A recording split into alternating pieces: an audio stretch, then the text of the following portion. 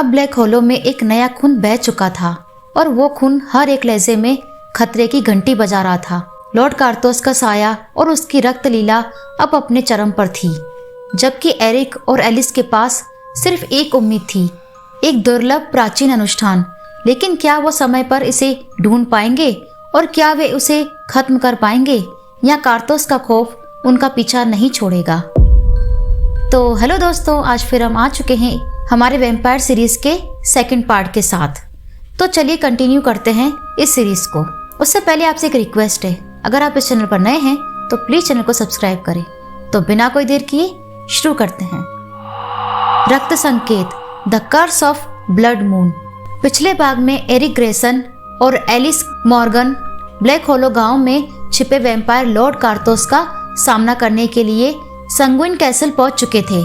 लेकिन जैसे ही blood moon आसमान में चमका, कैसल के अंदर के ताबूत खुल गए और लॉर्ड कार्तोस के वैम्पायर सैनिक जाग गए। अब ये सिर्फ एक जंग नहीं थी, ये नरसंहार था। Castle of blood. एरिक ने तलवार को कसकर पकड़ा। उसकी ब्लेड पर पवित्र जल लगा था जो वैम्पायर को जलाने के लिए काफी था। लेकिन जब उसने पहला वार किया तो कुछ ऐसा हुआ जिसकी उसने कल्पना भी नहीं की थी। तलवार हवा में ही रुक गई। लॉर्ड कार्तोस ने सिर्फ एक हाथ बढ़ाया और तलवार खुद ब खुद उसके नियंत्रण में आ गई। तुम समझते हो कि मुझे कोई इंसानी हथियार मार सकता है? कार्तोस ने एक गहरी गूंजती हुई आवाज में कहा। द ब्लड रिचुअल का रहस्य। इससे पहले कि एरिक और एलिस कुछ समझ पाते, पूरे कैसल की दीवारें खून से भीगने लगी।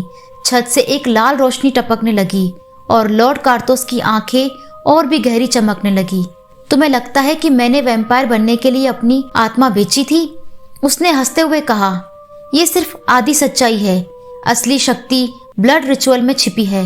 ब्लड रिचुअल एक प्राचीन अनुष्ठान जिससे वैम्पायर अमर हो सकते थे, और अगर कोई इसे पूरा कर ले तो वो सिर्फ एक वैम्पायर नहीं रहता। लॉर्ड कार्तोस ने अपने सैनिकों की ओर इशारा किया और वो बिजली की गति से एरिक और एलिस पर झपट पड़े। एलिस ने अपनी चांदी की गोलियां चलाई, लेकिन उसमें से सिर्फ कुछ ही वैम्पायर गिरे। बाकी ने अपनी गति इतनी बढ़ा ली थी कि वे दिख भी नहीं पा रहे थे। एरिक ने अपनी होली फायर ग्रेनेड निकाली और उसे बीच में फेंका। कैसल के हॉल में आग भड़क उठी। चीखों से पूरा माहौल कांप उठा। लेकिन लॉर्ड कार्तोस मुस्कुरा रहा था। तुम सच में सोचते हो कि ये मुझे रोक सकता है? कार्तोस ने हवा में अपने हाथ उठाए। तभी ब्लड मून की रोशनी उसके शरीर पर पड़ने लगी और उसका असली रूप सामने आया। अब वो सिर्फ एक वैम्पायर नहीं था। उसके पंख काले धुएं से बने थे। उसकी त्वचा लोहे जैसी कड़ी हो चुकी थी और उसकी आंखें गहरी काली हो गई थी, बिना किसी भावना के। अब मैं अमरता की अंतिम अवस्था में प्रवेश कर चुका हूँ और तुम दोनों अब केवल मेरे अगले शिकार हो। एलिस को अचानक याद आया कि गांव के पुराने ग्रंथ में कहा गया था, एक ही चीज है जो ब्लड गॉड को खत्म कर सकती है, the blood of the first Hunter.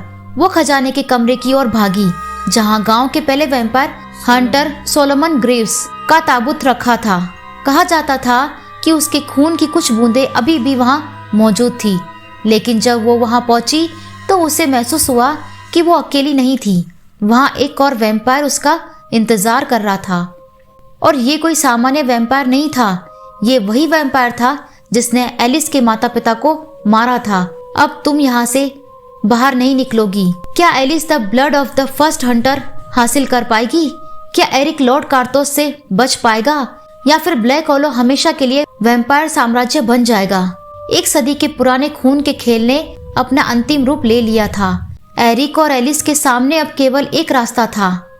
या तो वो खुद को बचा सकते थे या फिर ब्लैक होलो को एक खौफनाक गहरी रात में डुबो देते।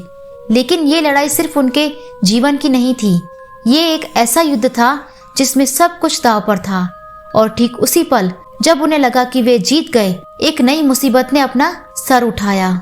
तो दोस्तों, ये था पार्ट 2। आगे क्या होगा ये देखने के लिए जुड़े रहे हमारे साथ इस वैम्पायर सीरीज के लिए। तब तक के लिए गुड बाय। मिलते हैं फिर अगली वीडियो में। अगर आपको ये वीडियो अच्छी लगी हो तो प्लीज वीडियो को लाइक करें, कमेंट करें और शेयर करें। और हाँ, सब्सक्राइब करना ना भूलें। ऐसी ही और डरावनी कहानियां देखने के लिए हमारे चैनल से जुड़े रहें। Thanks for watching.